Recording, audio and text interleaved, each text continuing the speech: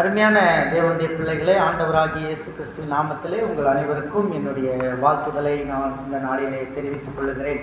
விசேஷமாக இந்த நாளிலே நாம் செய்திக்காக எடுத்துக்கொள்ளப்பட்ட தலைப்பு என்னவென்று சொன்னால், தேவனால் அழைக்கப்பட்ட பிள்ளைகளுக்கு தேவன் விசேஷ கிருபையுடன் காப்பாற்றுகிறார். தேவனால் அழைக்கப்பட்ட பிள்ளைகளுக்கு தேவன் விசேஷ கிருபையுடன் நம்மை காப்பாற்றுகிறார் என்று சொல்கிற தேவனுடைய வார்த்தையிலிருந்து இந்த நாளிலே நான் இன்றைக்கு செய்திகளை உங்கள் மத்தியிலே நான் பகிர்ந்து கொள்ளலாம் என்று சொல்லி இருக்கிறேன். போன வாரத்திலே நான் வேத புஸ்தகத்தை படித்து கொண்டிருந்த பொழுது என்னாகமம் புஸ்தகம் 16ஆம் அதிகாரம் 33வது வசனத்தை நான் வாசித்தேன். அதிலே 16:33 வாசியுங்கள்.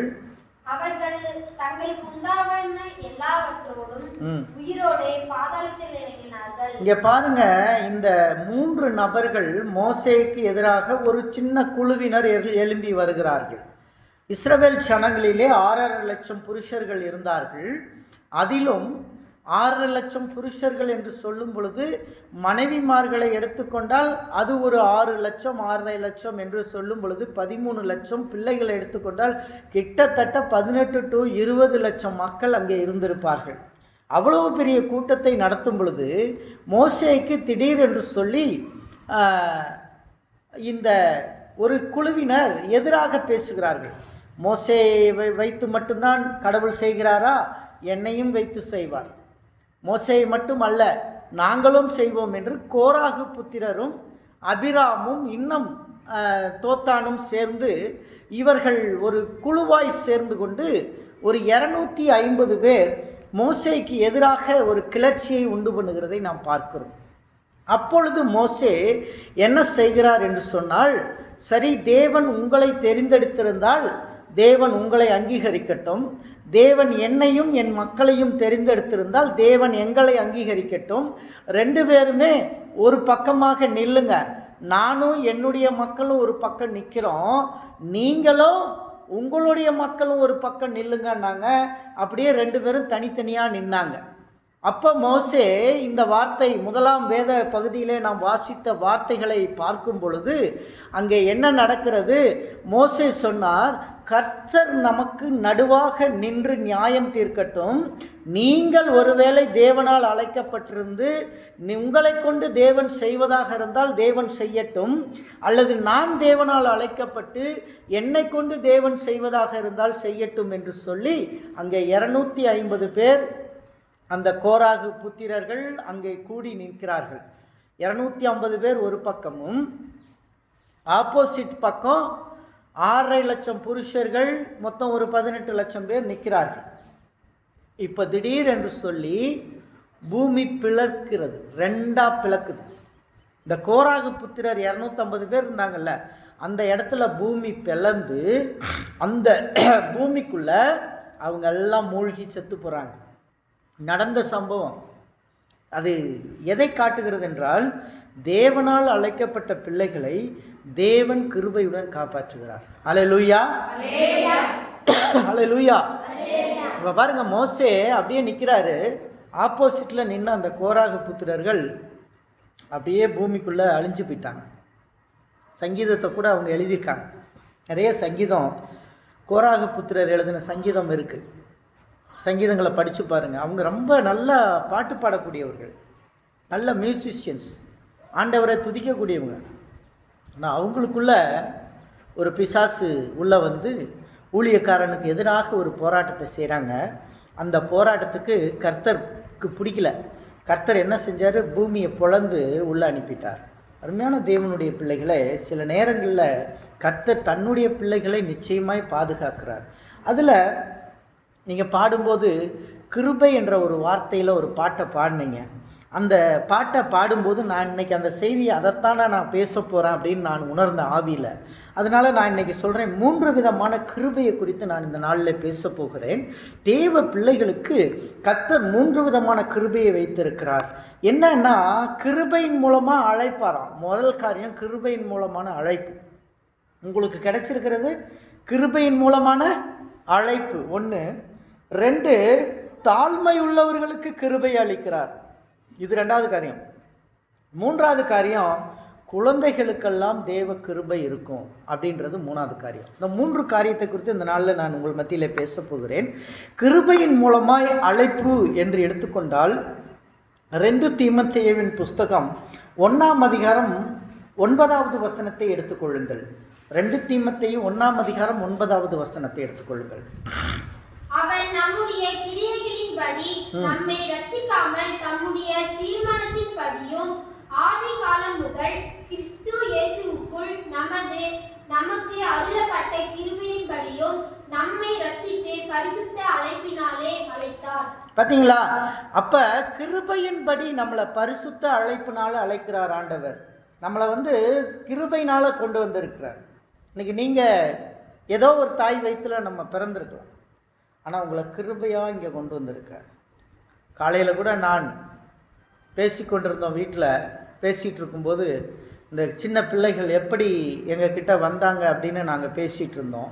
அதை பேசும்போது உண்மையிலே அந்த சின்ன வயசு ஃபோட்டோக்களை எல்லாம் நாங்கள் பார்க்கும்போது, அந்த புகைப்படங்களை எல்லாம் அவங்கள பார்க்கும்போது, அவங்களுடைய சின்ன வயசில் இப்படி இருந்தாங்க அப்படின்னு அவங்கள எல்லாம் பார்க்கும்போது தேவ கிருபை அவர்களை நடத்தினது என்பதை நான் ஆணித்தரமாக நானும் எனது மனைவியும் அங்கே பேசி கொண்டிருந்தோம். சாராவும் உட்காந்து அதை கேட்டுக்கிட்டு தலையாட்டிக்கிட்டு தான் இருந்தான். எதற்காக சொல்லுகிறேன் என்று சொன்னால், இந்த தேவ கிருபை ஒவ்வொருவர் மேலேயும் இருக்குது. உங்கள் மேலே தேவ கிருபை இருக்குது. கிருபைனால தான் இங்கே உட்கார்ந்துருக்கீங்க. இத்தனை பாய்ஸ் உட்கார்ந்துருக்கான் தேவ கிருபை, இத்தனை கேர்ள்ஸ் உட்கார்ந்துருக்கீங்க தேவ கிருபை. இங்கே உட்கார்ந்துருக்கிற ஆண்டி ஆகட்டும், காந்தாக்கா ஆகட்டும், சுனுவாகட்டும், நானாகட்டும், தேவ கிருபையினால இங்கே நிற்கிறோம். அல்லேலூயா, அல்லேலூயா. அருமையான தேவனுடைய பிள்ளைகளே, தேவ கிருபை நம்மை தேடி வருகிறது. கர்த்தர் சில நேரங்களில் நோவான்னு ஒரு மனுஷன் இருந்தான். அந்த காலத்தில் எல்லா மனுஷனும் பாவம் செஞ்சுட்டு இருந்தான். பெண் கொடுத்து பெண் வாங்கி குடித்து வெறித்து உலகம் அழிவதை கூட அறியாமல் வாழ்ந்து கொண்டிருந்த நேரத்தில் கர்த்தர் ஒரு குடும்பத்தை சந்திக்கிறார். அந்த குடும்பம் நோவா என்ற ஒரு குடும்பம். நோவாவின் மூலமாய் அவன் பிள்ளைகள் 3 பேர், மொத்தம் 4 குடும்பத்தை கர்த்தர் காப்பாற்றுகிறார் தனது கிருபையினாலே. 4 குடும்பங்கள். அன்றைக்கு உலகமே அழிந்த பொழுது 4 குடும்பங்கள் காப்பாற்றப்பட்டது. நோவா, சோம், காம், யாபேத் அவர்களுடைய மனைவி மொத்தம் 8 பேர் காப்பாற்றப்பட்டார்கள். 4 குடும்பம், 8 நபர்கள் காப்பாற்றப்பட்டார்கள். அதில் 4 ஆண்கள் 4 பெண்களும் இந்த உலகம் அழிவதிலே அவர்கள் மரணத்தை சந்திக்காமல் அவர்களை அழகிய ஒரு பேழைக்குள் தேவ கிருபையினால் நோவாவின் குடும்பத்தை காப்பாற்றினார். எதற்காக காப்பாற்றுகிறார்? அன்றைக்கு நோவா காப்பாற்றப்படவில்லை என்று சொன்னால் இன்றைக்கு நீங்களும் நானும் இங்கே இருந்திருக்க மாட்டோம். அல்லேலூயா, அல்லேலூயா. அன்றைக்கு நோவா காப்பாற்றப்பட்டபடியினாலே நீங்களும் நானும் இந்த இடத்துல அமர்ந்திருக்கிறோம். தேவன் தன்னுடைய பிள்ளைகளை கிருபையாய் காப்பாற்றுகிறார். ஆபிரகாம் என்ற மனிதனை தெரிந்தெடுக்கிறார். உலகத்தில் எத்தனையோ சந்ததிகள் இருக்கிறது, எத்தனையோ மக்கள் வாழ்கிறார்கள். ஆனால் அந்த ஆபிரகாம் என்ற ஒரு மனிதனை தேவ கிருபையினால் சந்திக்கிறார். தேவன் அவனை அழைக்கிறார். தேவ கிருபையில் அழைத்து கொண்டு வருகிறார். தேவ கிருபையில் வரும் பொழுது நீ தேசத்தையும் உன் இனத்தையும் விட்டு நான் காண்பிக்கும் தேசத்துக்கு போ என்று சொல்லும் பொழுது அவன் அனாதையாய் புறப்பட்டு போகிறான். அவனிடத்தில் யாரும் இல்லை, ஆனால் அவனிடத்தில் தேவன் இருந்தார். அல்லேலூயா, அல்லேலூயா. அவனுக்குள் தேவன் இருந்தார், அவனிடத்தில் தேவன் இருந்தார், அவன் பிள்ளைகளிடத்தில் தேவன் இருந்தார், அவன் ஆடு மாடு மிருக ஜீவன்களில் தேவன் இருந்தபடியினாலே 4-5 வசனத்துக்கு பிறகு நீங்கள் படித்து பார்த்தீர்கள் என்று சொன்னால் ஆபிரகாமின் ஆஸ்திகளை இந்த பூமி தாங்க முடியாம போச்சுன்னு எழுதியிருக்கு வேதத்தில். முதல் வசனத்தில் 12ஆம் வசனத்தில் அழைப்பு, 16, 17, 18, 17 வசனத்தில் படித்து பார்த்தீங்கன்னா ஆபிரகாமின் ஆஸ்திகளை இந்த பூமி தாங்க முடியலன்னு போட்டிருக்குது. அல்லேலூயா. அப்ப எப்படி கர்த்தர் ஆசீர்வதிக்கிறார் என்று பாருங்கள். கர்த்தருடைய அழைப்பை பெறுகிற மனிதன் அவர் போ என்று சொல்லும் பொழுது அந்த அழைப்பை பெற்றுக்கொண்டு வந்த மனிதன் அந்த அழைப்பில் உறுதியாய் நிற்கும் பொழுது தன்னுடைய அழைப்பை ஏற்றுக்கொண்ட பிள்ளைகளை கிருபையால் காப்பாற்றுகிறார். அல்லேலூயா, அடுத்து பார்த்தோம், மோசேயின் வாழ்க்கையில தான் நம்ம பார்த்திருக்கோம். மோசே அப்படிதான் கிருபையா எடுத்துக்கிட்டாரு. இஸ்ரவேல் ஜனங்களுக்கு தலைவனாக்கிட்டாரு. தலைவனா நடத்திக்கிட்டு வர்றாரு. நடத்திட்டு வரும்போது பல போராட்டங்கள் இருந்தது. எத்தனை போராட்டத்திலும் கர்த்தர் மோசே கூட நிற்கிறார். கர்த்தர் மோசே கூட நிற்கிறார். எவ்வளவு போராட்டம்! பார்வோன் அரசனின் போராட்டம். அந்த அரசனின் போராட்டத்திலும் கர்த்தர் மோசேவோடு இருக்கிறார். செங்கடலை கடக்கு செல்லும் பொழுது பயங்கர போராட்டம். செங்கடல் முன்பு பின்னாடி இராணுவங்கள் நிற்கும் போதும் தேவன் மோசையோடு இருந்தார். அல்லேலூயா, அல்லேலூயா. இப்படி ஒவ்வொரு இடத்திலும் தேவன் அவர்களோடு இருந்து அவர்களை காப்பாற்றுகிறார். அவர்களை நல்லது கெட்டது எல்லா காரியத்திலும் தேவன் தன்னுடைய பிள்ளைகளை கிருபையினால் அழைக்கிறதை பார்க்கிறோம். இன்னைக்கு நீங்க கிருபையினால் அழைக்கப்பட்டிருக்கிறீர்கள். Before you form in the mother's womb, நீங்கள் தாயின் கருவில் உருவாவதற்கு முன்பாகவே ஏசப்பா உங்களை எல்லாம் தெரிஞ்சுக்கிட்டார். அல்லேலூயா, அல்லேலூயா. Before you form in the mother's womb, நீங்கள் தாயின் கருவில் உருவாவதற்கு முன்பாகவே, நீங்கள் தாயின் கருவுக்கு உள்ளே நீங்கள் பிறப்பதற்கு முன்பாகவே உங்களை தேவன் தெரிந்தெடுத்து வைத்திருக்கிறார். அல்லேலூயா. ஆகவேதான் நீங்கள் இங்கே அமர்ந்திருக்கிறீர்கள். கர்த்தரால் அழைக்கப்பட்டிருக்கிறீர்கள். கிருபையினால் உங்களுக்கு இந்த அழைப்பு கிடைத்திருக்கிறது. கிருபையினால தான் நீங்கள் இங்கே வந்திருக்கீங்க. எத்தனையோ பேர் இந்த பூமியில் பிறந்த பொம்பளை பிள்ளைங்க தருமபுரி மாவட்டத்தில் பிறந்து மண்ணுக்குள்ளே போயிட்டாங்க.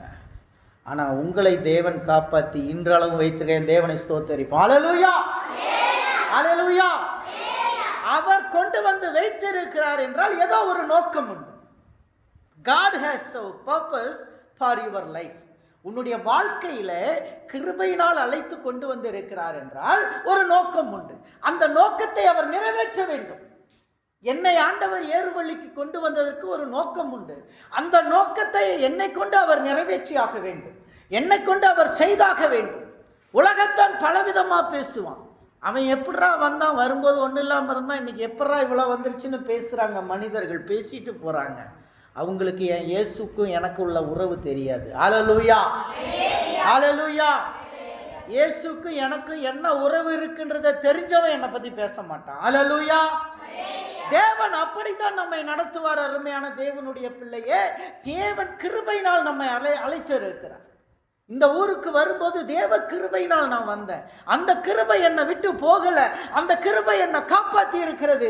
அந்த கிருபை எத்தனை போராட்டங்கள் வரும் பொழுதும் அந்த கிருபை என்னோடு இருக்கிறது. அதே கிருபை உங்களோடும் இருக்கு.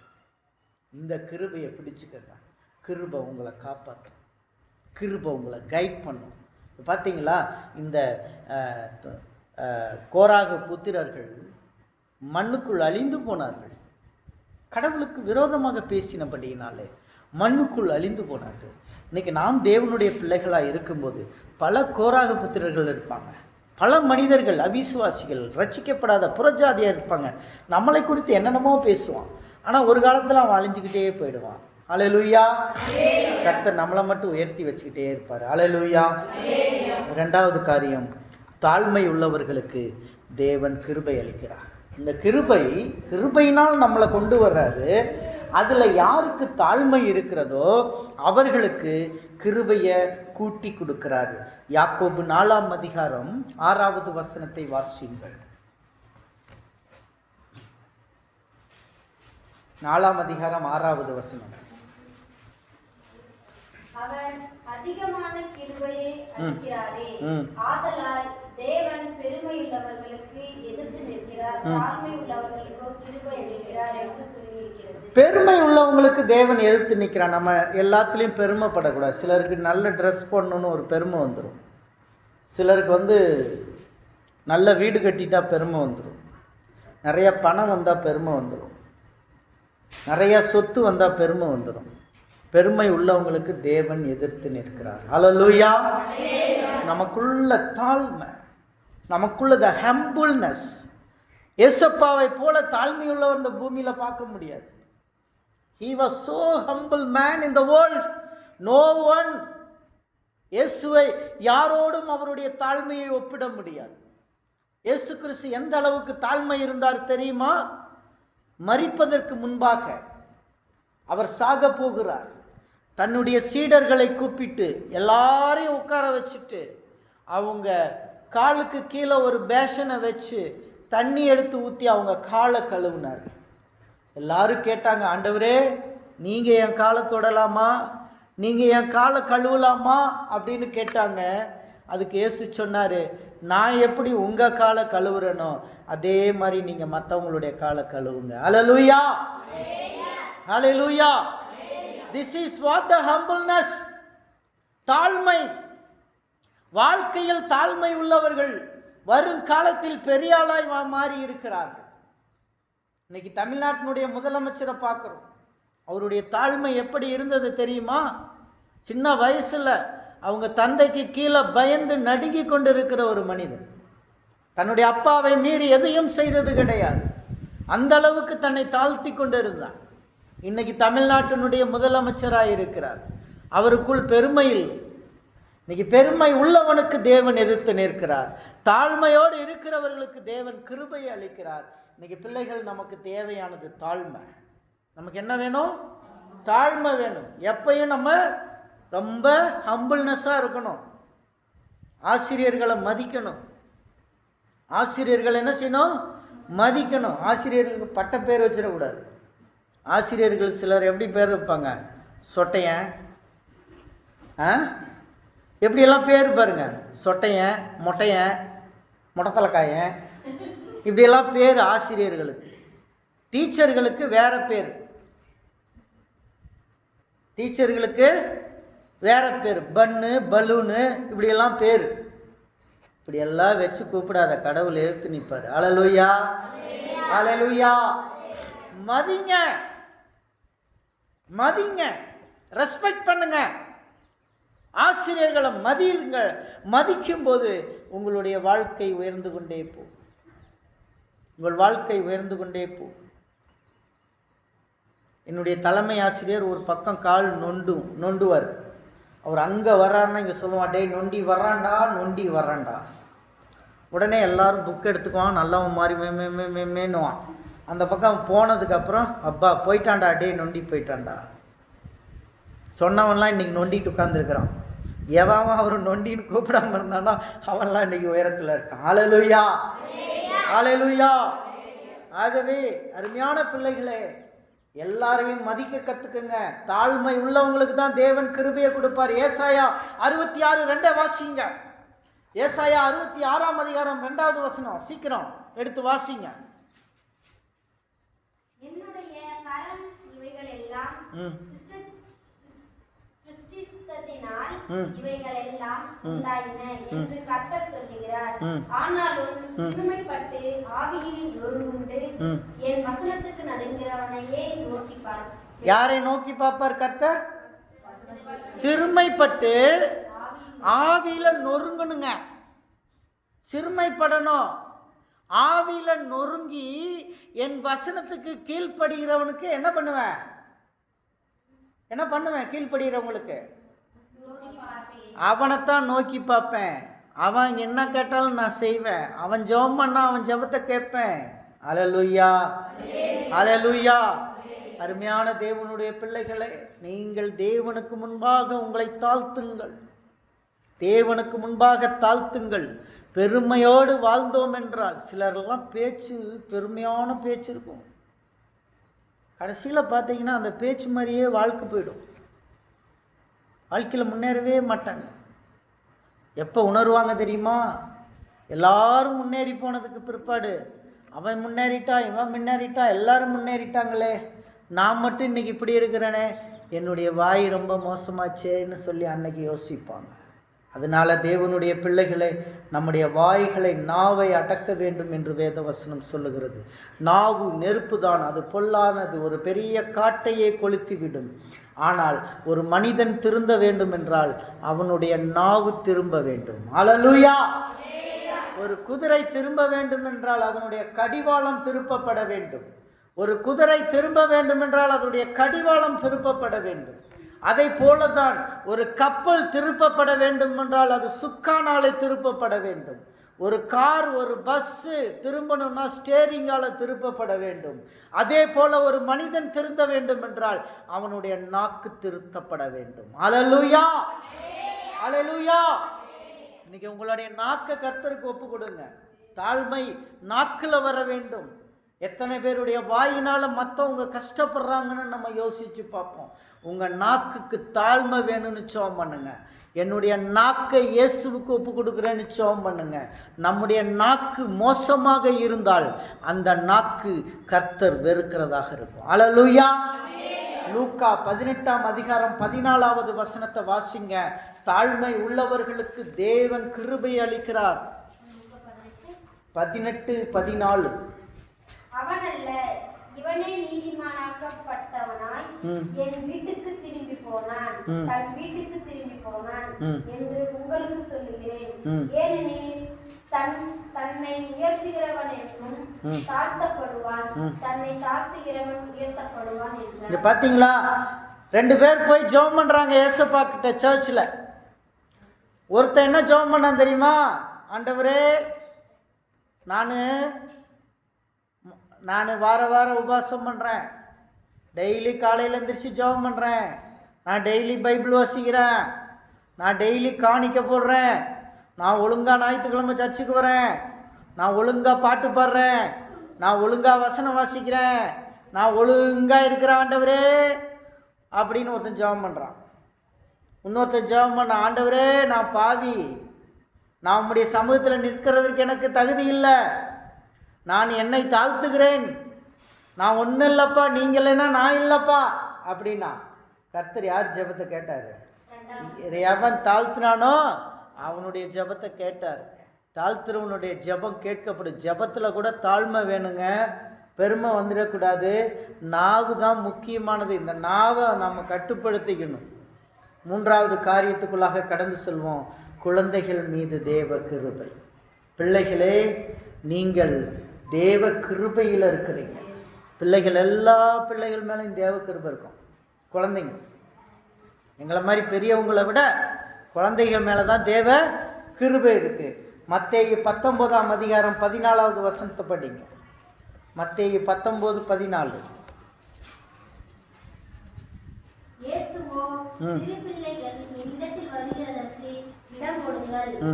அவர்களை தடை பண்ணாதீர்கள், பரலோக ராஜ்யம் அப்படிப்பட்டவர்களுடையது என்று சொன்னார். சிறு பிள்ளைகள் என்னிடத்திலே வருவதற்கு இடம் கொடுங்கள், அவர்களை தடை பண்ணாதீர்கள், பரலோக ராஜ்யம் யாருடையது? சின்ன பிள்ளைகளுதுன்றார். அல்லேலூயா. அப்படின்னா சின்ன பிள்ளைகள் தான் பரலோகத்துக்கு போவாங்கன்னு அர்த்தம். ஏசப்பா பிள்ளைங்க. ஆனால் இந்த வாயில் கெட்ட வார்த்தை இருந்துச்சுன்னா போக முடியுமா? போக முடியுமா? திருட்டு பழக்கம் இருந்தால் போக முடியுமா? பொய் பேசினா போக முடியுமா? சோம்பேறித்தனமாக இருந்தால் போக முடியுமா? சோம்பேறியாக இருந்தால் கூட பரலோகத்துக்கு போக முடியாது. நல்ல கடின உழைப்பாளி தான் கர்த்தருக்கு பிரியமானவன். கடின உழைப்பாளி தான் கர்த்தருக்கு பிரியமானவன். அதிகாலையில் எழுந்திருக்கிறவனை தான் கர்த்தர் பிரியப்பாக இருப்பார். காலையில் எந்திரிச்சு நம்ம சுறுசுறுப்பாக வேலை செய்கிறவனை தேவன் ஆசீர்வதிப்பார். சோம்பேறியாக இருக்கிறவனை கர்த்தர் வெறுப்பார். அதனால் பைபிளை எடுத்து நம்ம காலையில் வாசிக்கிறோம், அல்ல டைம் கிடைக்கும்போது வாசிக்கிறோம். வாசிக்கிறவர்கள் தேவ கிருபையில் நிறைந்து ஒவ்வொரு நாளும் வேத புஸ்தகத்தை வாசிக்கணும். ஒவ்வொரு நாளும் வேத புஸ்தகத்தை வாசிக்கணும். சும்மா இருக்கிற நேரத்தில் வேத புஸ்தகத்தை வாசிக்கணும். வேத புஸ்தகம் நமக்கு ஒரு பெரிய வெளிச்சம். It is a light. அந்த வெளிச்சம் நமக்குள்ளே வரணும். அந்த வெளிச்சம் இருந்தால் தான் நம்ம அந்த வெளிச்சத்துக்குள்ளே நம்ம நடக்க முடியும். சின்ன பிள்ளைகள் மேலே தேவ கிருபை இருக்கும். மத்தேயு 18:2-3 வசனங்கள் வாசிங்க. மத்தேயு 18:2-3. இயேசு ஒரு பிள்ளையை தம்மிடத்தில் அழைத்து அவர்கள் நடுவே நிறுத்தி, நீங்கள் மனந்திரும்பி பிள்ளைகளைப் போல் ஆகாவிட்டால் பரலோக ராஜ்யத்தில் பிரவேசிக்க மாட்டீர்கள் என்று மெய்யாகவே உங்களுக்கு சொல்லுகிறேன். மனம் திரும்பி நீங்கள் சின்ன பிள்ளை மாதிரி ஆகலைன்னா பரலோகத்துக்குள்ளே போக முடியாது. லைக் அ சைல்டு, குழந்தை மாதிரி ஆயிடணும். ஏசப்பாக்கு முன்னாடி நம்மளை தாழ்த்தணுன்றதா சொல்கிறாங்க. சின்ன குழந்தைக்கு பெருமை இருக்காது. சின்ன குழந்தைக்கு பாவம்னா என்னன்னு தெரியாது. அப்படி நீங்கள் குழந்தை மாதிரி ஆகணும். குழந்தையினுடைய கேரக்டரில் வரணும். பொய் பேசாமல், திருடாமல், வெகுளித்தனமாக ஏசப்பா பிள்ளையாக இருக்கணும். அப்படி இருக்கும் பொழுது நீங்கள் உங்கள் மேலே தேவ கிருபை இருக்கும். இப்போ 3 காரியத்துக்கு நான் சொன்னேன். தேவனால் அழைக்கப்பட்ட பிள்ளைகளுக்கு தேவன் விசேஷ கிருபையோடு காப்பாற்றுவார்னு நான் சொன்னேன். 1, கிருபையின் மூலமாக தேவன் அழைப்பார். 2, தாழ்மை உள்ளவர்களுக்கு என்னத்தை கொடுப்பார்? கிருபையை கொடுப்பார். 3, குழந்தைகள் அனைவருக்கும் தேவ கிருபை இருக்குது. எல்லா குழந்தைகள் மேலே என்ன இருக்குது? தேவ கிருபை இருக்குது. இன்றைக்கி உட்கார்ந்துருக்கிற எல்லா குழந்தைகள் மேலும் தேவ கிருபை இருக்குது. ஆகவே தேவனால் அழைக்கப்பட்ட பிள்ளைகளை தேவன் விசேஷ கிருபையினால் நடத்துவார். அந்த கிருபை உங்களை அனுதினமும் பாதுகாப்பாக நடத்தும். அந்த கிருபை உங்களை கடத்தி கொண்டு வரும். அந்த கிருபை உங்களை நடத்தி செல்லும். அந்த கிருபை உங்களை படிக்க வைக்கும். அந்த கிருபை உங்களை பாஸ் பண்ண வைக்கும். அந்த கிருபை உங்களை மார்க் வாங்க வைக்கும். அந்த கிருபை உங்களை நல்ல வேலைக்கு உட்கார வைக்கும். அந்த கிருபை உங்கள் எதிர்காலத்தை பார்க்கும். அந்த தேவ கிருபை உங்களுடைய லைஃப் பார்ட்னரை சூஸ் பண்ணும். அந்த கிருபையினால் நீங்கள் நல்ல ஒரு ஃபேமிலியாக வாழுவீங்க. இதெல்லாம் தேவ கிருபை வேணும். அல்லேலூயா. இன்னைக்கு நம்ம ஆண்டவர்கிட்ட கேட்போம், ஆண்டவரே உம்முடைய தேவ கிருபை எனக்கு அனுப்பு. Lord please send your grace upon us. உங்களுடைய கிருபை எங்களுக்கு அனுப்புன்னு கேட்போம்மா. ஏசப்பா உம்முடைய கிருபை எங்கள் மீது அனுப்புமப்பா. உம்முடைய கிருபையை எங்கள் மீது அனுப்புமப்பா. உம்முடைய கிருபை எங்களோடு இருக்கட்டும் அப்பா. அப்பா, தேவனால் அழைக்கப்பட்ட பிள்ளைகளுக்கு தேவன் விசேஷ கிருபையால் காப்பாற்றுகிறீர் ஆண்டவரே. அந்த கிருபையோடு காப்பாற்றும். மோசேயை காப்பாற்றின தேவன், நோவாவையும் அவன் குடும்பத்தை காப்பாற்றின தேவன், ஆபிரகாமை கிருபையால் காப்பாற்றினீர். இயேசுவை போல தாழ்மை உள்ள கிருபை எங்களுக்கு வேணும் அப்பா. அப்பா உமக்கு ஸ்தோத்திரம். எங்கள் குழந்தைகளுக்கு வேணும். எஸ்பெஷலி எங்கள் குழந்தைங்க மேலே உங்களுடைய கிருபை இருக்கணும். அவங்க படிப்பு, அவங்க ஆரோக்கியம், அவங்க சுகபலன், ஜீவன் மேலே உங்கள் கிருபை இருக்கணும். அந்த கிருபை எங்கள் பிள்ளைங்க மேலே இருக்கணும் ஆண்டவர். உமக்கு நன்றி. ஆசீர்வதியும், பலப்படுத்தும், பாதுகாத்துக்கொள்ளும். உமக்கே ஸ்தோத்திரம். நாசரேயனாகிய இயேசு கிறிஸ்துவின் நாமத்தில் வேண்டிக் கொள்கிறேன் பரமபிதாவே. என் ஆத்துமாவே கர்த்தரை ஸ்தோத்திரி. உங்களுடைய பரிசுத்தத்தை ஸ்தோத்திரி. என் ஆத்துமாவே கர்த்தரை ஸ்தோத்திரி. ஆமென். ஆமென். நம்முடைய கர்த்தராகிய இயேசு கிறிஸ்துவின் கிருபை, பிதாவாகிய தேவனுடைய அன்பு, பரிசுத்த ஆவியானவருடைய அன்யோன்ய ஐக்கியம், சந்தோஷம், சமாதானம் நம் அனைவரோடு இன்றும் என்றும் சதா காலம் நிலைத்திருப்பதாக. அல்லேலூயா, அல்லேலூயா, அல்லேலூயா. கர்த்தருக்கு ஸ்தோத்திரம்.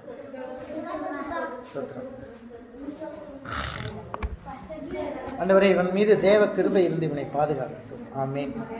இவன் மீது தேவ கிருபை இருந்து பாதுகாக்கட்டும். ஆமீன். இவன் மீது தேவ கிருபை இருந்து பாதுகாக்கட்டும். இவன் மீது தேவ கிருபை இருந்து பாதுகாக்கட்டும். ஆமீன்.